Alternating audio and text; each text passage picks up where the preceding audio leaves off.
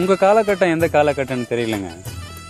ஆனால் எங்கள் காலகட்டம் அந்த 5 பைசா தான். 90ஸோட ஆரம்ப காலகட்டம் அதுதாங்க. அந்த 5 பைசா கொடுத்தாக்கா இன்றைக்கி கொடுக்குற ஒரு ரூபாய் இருக்குல்ல, அதோடவும் பெருசாக இருக்கும். அப்படியே அதை எடுத்துக்கிட்டு போயிட்டு கடையில் நின்றுக்கிட்டு அதை வாங்கிக்கிட்டு அப்பா அப்படி இருக்குங்க சந்தோஷமா. ஆனால் இப்போது கை நிறைய சம்பாதிக்கிறேங்க, 1000 சம்பாதிச்சாலும் கூட அந்த 5 பைசா சந்தோஷம் இல்லைல்ல. என்ன வாழ்க்கைங்க இது. அப்படியே ஒரு ரூபாய் கொடுத்தாக்கா அந்த கை நிறைய முட்டாயும் பிஸ்கெட்டும் வத்தலும் அப்பா அப்படியே குமிச்சு போயிருக்கும். அதில் அந்த முட்டாய் கையில் குமிச்சு வச்சு கலர் கலராக மாறி போயிருக்கும். கை குழன்னு ஒரு மாதிரி இருக்குங்க அது.